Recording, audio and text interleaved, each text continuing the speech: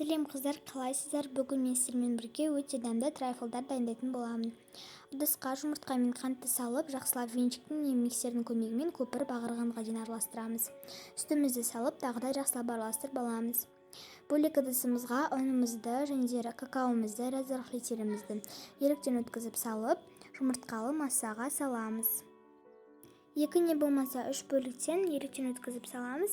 Барлығын жақсылап араластырамыз, жоғарыдан төменге қаратай. Содан соң формамызға салып 180 градуста 30 не 40 минутта пісіреміз. Піскеннен соң жақсылап суытып, осылай бөліктерге бөлеміз.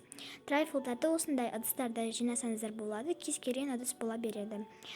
Осылай үгітіп саласыздар, содан соң дайын кремімізді жағып, үстін түзулеп шығасыздар. Глазур дайындаймыз, шоколад пен сармайды ерітеміз, содан соң трайфлдың үстіне қойып шығамыз.